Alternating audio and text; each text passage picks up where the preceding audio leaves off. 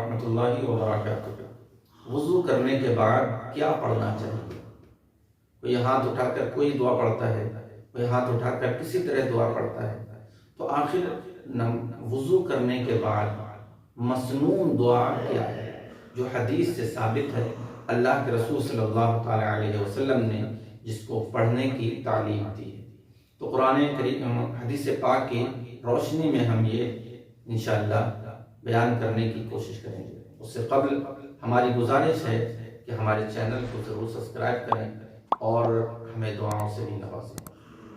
اللہ کے رسول صلی اللہ تعالی علیہ وسلم نے ارشاد فرمایا، جو شخص خوب اچھی طریقے سے وضو کرتا ہے، خوب اچھی طریقے سے وضو کرتا ہے اور وضو کے بعد پھر یہ دعا پڑھتا ہے، اشہد ان لا الہ الا اللہ و اشہد ان محمدا عبدہ ورسولہ، یہ دعا پڑھتا ہے تو آپ فرماتے ہیں کہ جنت کے 8 دروازے اس کے لیے کھول دیے جاتے ہیں۔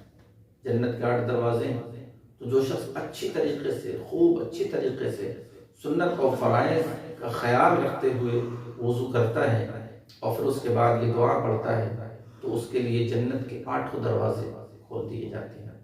ایک دوسری روایت میں کچھ الفاظ اور بھی شامل ہیں، وہ الفاظ یہ ہیں کہ جب انسان وضو کرے تو یہ دعا پڑھے، پہلے یہ پڑھے اشہد ان لا الہ الا اللہ و اشہد ان محمدا عبدہ ورسولہ، اس کے بعد کہے اللہم اجعلنی من التوابین وجعلنی من المتطہرین۔ اگر یہ دعا پڑھتا ہے تو اللہ تبارک و تعالی اس کے لیے جنت کے دروازے کھول دیا کرتا ہے۔ اس دعا کا مطلب بھی سماعت کر لیں کہ اس کا مطلب کیا ہے۔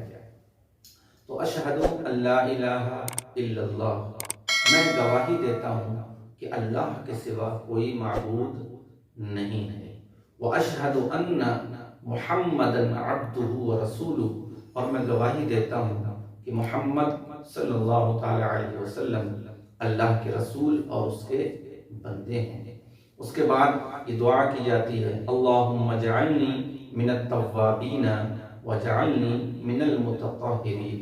اس کا مطلب ہوتا ہے اللہ مجھے توبہ کرنے والوں میں سے بنا اور مجھے پاکیزہ لوگوں میں سے بنا، جو پاک صاف ہیں، ان کی ظاہری اور باطنی دونوں گندگیاں اللہ نے دور کر دی ہیں، مجھے ایسے لوگوں میں سے بنا۔ لہٰذا وضو کے بعد یہ دعا ضرور پڑھیں۔